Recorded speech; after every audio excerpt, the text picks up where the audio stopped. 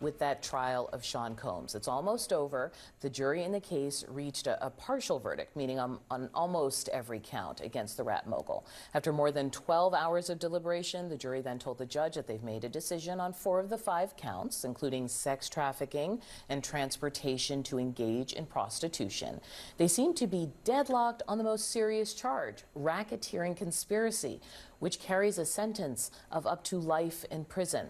Now, in a note to the judge, the jury writes, "We have jurors with unpersuadable opinions on both sides."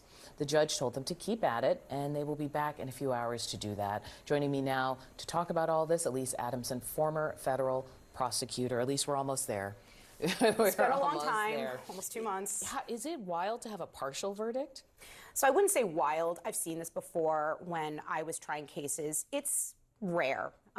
There's a lot of charges here, and as you just noted, the racketeering conspiracy was the most serious, but it was also the most complicated. And as we've discussed previously, we knew the jury might struggle reaching this racketeering conspiracy because it was a novel use of this charge, and there was a lot of evidence in this case. So I would say, not surprising that the jury is struggling a bit with this top count. So yesterday the judge was like, maybe you go back and try some more. But I hear there's a more formal way to make that instruction, and that could come if they continue to struggle. So help me understand. Yeah, that's right. The jury is only deadlocked on this first most serious charge. All the other counts, they've indicated they've reached consensus. But when a jury deadlocks, and usually, to your point, it's not usually just one charge, it's usually the entire set of charges, the judge wants to encourage a consensus. Nobody wants a retrial, really. It's not efficient. It leaves uncertainty to the defendant. Both sides have an interest of finality. So yesterday, what happened was the judge did something called a modified Allen instruction. And what an Allen instruction is it's a formal charge to the jury that encourages them to reach consensus. It's to prevent a mistrial.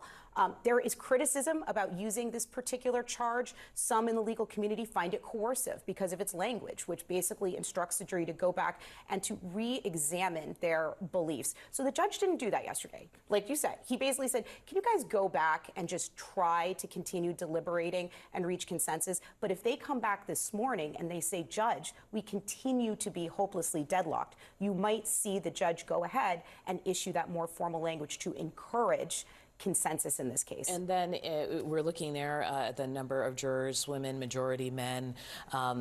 Is there a sense of, I mean, most of us only know this stuff from Law and Order SVU, so we don't have a sense of how real jury deliberations break down. What are the things that Diddy's attorneys might be worried about? What are the things that the prosecution might be worried about with these jurors? Well, Audie, quite frankly, if I was Diddy's attorneys, I'd be extremely concerned right now. And here's why. The only charge they're deadlocked on is that racketeering conspiracy. And let's just think about what that note said. It says jurors, plural, are unpersuadable on both sides. So we know some jurors want to convict on that racketeering. The purpose of that conspiracy was to facilitate the sex trafficking, all right? So if you have some jurors that are indicating that they are going to convict on this serious and complicated count where sex trafficking is underpinning it, most likely we're going to see a conviction on those sex trafficking charges.